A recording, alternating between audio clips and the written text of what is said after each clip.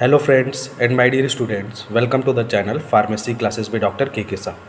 आज की इस वीडियो लेक्चर में हम डिस्कस करने वाले हैं एक फैक्ट, ठीक है, जो कि रिलेटेड है सर्टैलिन से, जो कि एक एंटी डिप्रेसेंट ड्रग है। आप जानते होंगे selective serotonin reuptake inhibitor category में आता है, ठीक है। सेरोटोनिन के रीअपटेक को इनहिबिट करता है ये और अपना एंटी डिप्रेसेंट एक्शन शो करता है। तो उससे रिलेटेड एक फैक्ट आपको बताने वाला हूँ। एक प्रॉब्लम के थ्रू मैं इसको आप लोग को डिस्कस करता हूँ, ठीक है।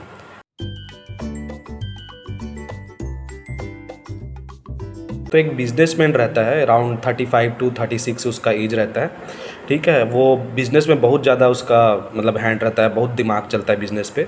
बट वो एक न्यू बिज़नेस ट्राई करने के चक्कर में अपना पूरा जो सेविंग्स है उसमें लगा देता है। And unfortunately he got unsuccess, he got failure in that, okay. जब उसको फेलियर आता है मतलब उसके पैसे डूब जाते हैं बेसिकली, ठीक है।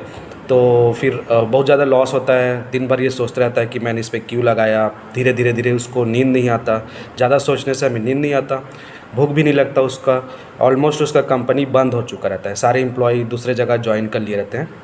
तो ये रोज़ का रहता है उसका डिप्रेशन, और उसको अपने बिज़नेस से पूरा विश्वास उठ जाता है, ठीक है। वो बिज़नेस अब करना ही नहीं चाहता था। तो बहुत ज़्यादा डिप्रेस रहना, सोशली आइसोलेट रहना स्टार्ट कर देता है वो। उसके घर वाले देखते हैं कि अब रिकवर होगा, ये एक नॉर्मल चीज़ है, चला जाएगा टाइम के साथ, बट ऐसा नहीं होता, ठीक है। तो उसके घर वाले उसको डॉक्टर के पास लेके जाते हैं और वहाँ पर डॉक्टर वो सारा चीज़ समझते हैं कि डायग्नोज करते हैं, अच्छा ये तो एक डिप्रेशन है, अच्छे तरीक़े से इसको डिप्रेशन हुआ है, ठीक है, अच्छा खासा।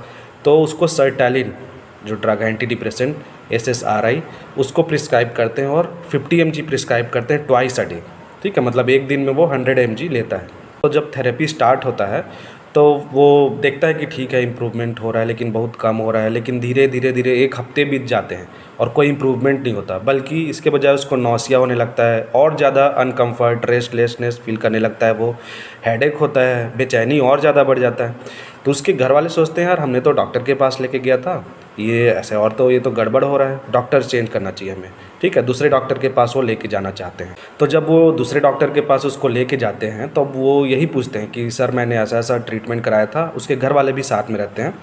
तो मुझे इम्प्रूवमेंट के बजाय और जो चीज़ें हैं और बढ़ती गई समस्या, ठीक है। भूख पहले थोड़ा मोड़ा लगता था, वो अभी और भी नहीं लगती है भूख। नींद तो बिल्कुल चले गया है मेरा, मैं क्या करूँ।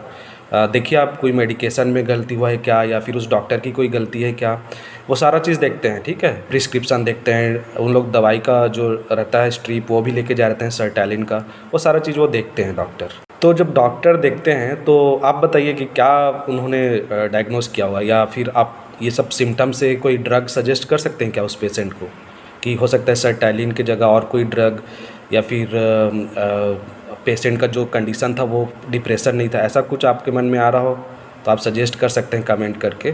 स्टॉप कर दीजिए वीडियो को, देन मैं इसका सॉल्यूशन आपको बताऊंगा, ठीक है। तो जब मैं इसका सॉल्यूशन अब बताता हूँ, तो जब वो डॉक्टर देखते हैं कि ये सारा चीज़ है, तो वो बोलते हैं कि प्रॉब्लम कहीं नहीं है, आपका डायग्नोसिस भी सही तरीक़ा से हुआ है, आपको मेजर डिप्रेशन है, दवाई भी सही है, डोज भी सही है, एवरीथिंग इज़ राइट। तो बोलता है पेशेंट फिर सर प्रॉब्लम है तो है कहाँ, मुझे इम्प्रूवमेंट क्यों नहीं दिख रहा है। तो डॉक्टर बोलता है कि जो आपका ड्यूरेशन ऑफ थेरेपी है वो आप 1 हफ्ता ही बस खाए दवाई और लेके आ गए complaint. So it should not be like that, ठीक है। कोई ड्रग रहता है जिसका थेरेपी लंबा चलता है, तो खासकर ये एंटी डिप्रेसेंट जो ड्रग है सर्टैलिन, वो 1 हफ्ता या 2 हफ्ते में अपना असर दिखा दे और आपको कम्प्लीटली डिप्रेशन से बाहर निकाल दे, ऐसा नहीं है, ठीक है। इसका हम 2 से 4 हफ्ते बाद ही अपना इसका एक्शन देख सकते हैं, ठीक। और अगर बीच में आप छोड़ते हो, कोई ड्रग चेंज करते हो, तो और भी ज़्यादा प्रॉब्लम हो सकता है, ठीक। विड्रॉल सिम्टम टाइप का प्रॉब्लम, या फिर यही जो प्रॉब्लम आ रहे थे नौसिया, वॉमिटिंग टाइप के, है ना, एपिगैस्ट्रिक डिस्ट्रेस, हेडेक होना, भूख नहीं लगना, तो ये तो बोले ये सब साइड इफ़ेक्ट आपका इसीलिए है क्योंकि आपने उस ड्रग को उस थेराप्यूटिक लेवल तक पहुंचाया ही नहीं है। जो थेराप्यूटिक प्लाज्मा लेवल होना चाहिए, उसका प्लाज्मा में जितना बनना चाहिए वो आपने किया ही नहीं है, इसलिए इसके प्रॉब्लम और आ रहे हैं आपको, है ना। आपने दवाई लेना भी बंद कर दिया है, और जब लेंगे तब भी ये थोड़ा थोड़ा रहेगा, देन उसके बाद सबसीड होगा ये प्रॉब्लम जो है, ठीक है। तो आप इसको 3 से 4 हफ्ते लीजिए, आपका दवाई बिल्कुल करेक्ट है, सब चीज़ करेक्ट है।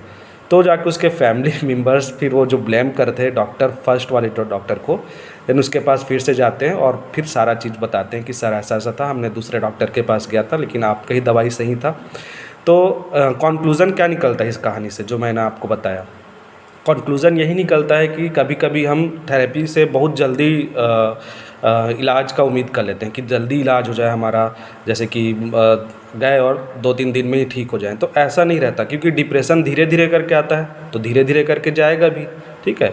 तो हमको थोड़ा सा ट्रीटमेंट पे और डॉक्टर्स पे भी भरोसा रखना है, ठीक है। सारा चीज़ आप पढ़िए, समझिए, डिस्कस कीजिए डॉक्टर से, देन आप स्विच कीजिए दूसरे डॉक्टर के पास, ठीक। कभी कभी सारा चीज़ ठीक रहता है बट हम थेरेपी को ही ठीक से नहीं लेते, ठीक है। जो प्रिस्क्राइब्ड है वो हम ठीक से नहीं करते, तो ये सब चीज़ों की वजह से भी प्रॉब्लम हो जाता है। So this is all about today's video. I hope आप लोग को ये पसंद आया होगा। जो मैं आपको कहानी सुनाया वो फार्माकोलॉजी की जो बुक आती है, essentials of medical pharmacology, KD. Tripathi, वहाँ से मैंने लिया था ये, ठीक है, 8th एडिशन। तो आप वहाँ पर भी जाके इसका देख सकते हैं। Otherwise you can join my channel for video like this and update yourself. Okay, kindly support and subscribe my channel. Meet you soon on the next video. Thank you.